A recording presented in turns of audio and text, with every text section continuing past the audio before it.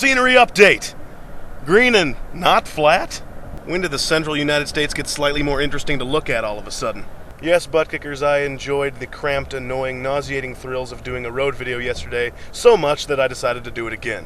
To answer your questions from yesterday's video, yes, of course my parents are aware of this show of mine. Yes, other Griff is on this vacation with us, but he's strapped to the roof. And yes, my dad is, in fact, Tom Hanks. Dad, can you tell me again why you were at Oprah's penultimate surprise show? You're a white male. Public image, son. Public image.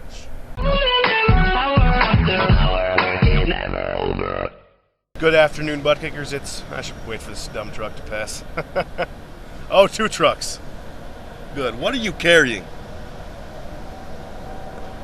Like a giant spool of thread. Good afternoon, butt kickers. It's May 26th, the 146th day of 2011, which means it's the first official day of the Big Griff family vacation. Because at the end of this very voyage, we'll be in Gatlinburg, Tennessee, on the edge of the Great Smoky Mountains National Park, our ultimate destination. Yes, it is there where my family and I will partake in a fortnight of nature-centric frivolity.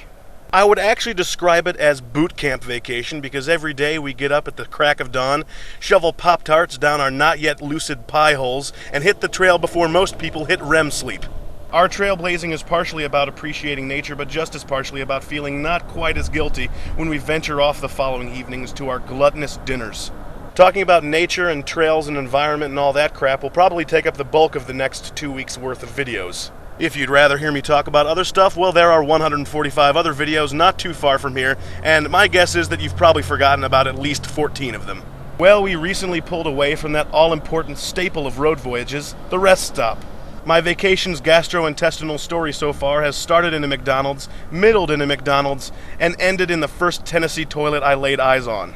This wasn't just any old rest stop, this was a special rest stop. A deluxe first rest stop you see in the state rest stop, known as a welcome center. Welcome to Tennessee. As a token of our hospitality, here's a place to poop. I think the key difference between a conventional rest stop and a welcome center is, in addition to location, a copious amount of state advertisement.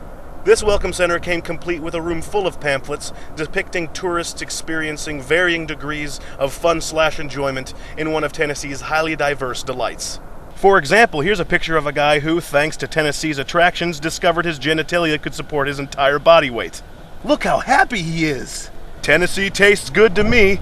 Believe me, butt kickers, I licked the ground in like 3 different places, and in none of those places did the taste qualify as good. How about a fun afternoon at Fanny Farkle's? I got nothing.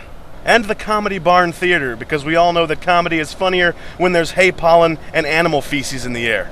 Winner funniest show. Does that make grammatical sense? I mean, if there was a colon after winner, sure, or the simple implementation of the short word of. You know what, I'm correcting grammar on a Comedy Barn pamphlet. There was also a lady at the Welcome Center ready to answer your questions about Tennessee. My only question, how does one land that job? I have to deal with tourists and smell their various smells. Sounds like a winner to me. Well, if you'll excuse me, I'm still reeling from last night's tornado scare. We almost died. So until tomorrow, I'm Griff, and I'm still talking. I think the key difference between a conventional rest stop and a welcome center is, in addition to location, a copious amount of... Well, that probably goes... Probably, yeah.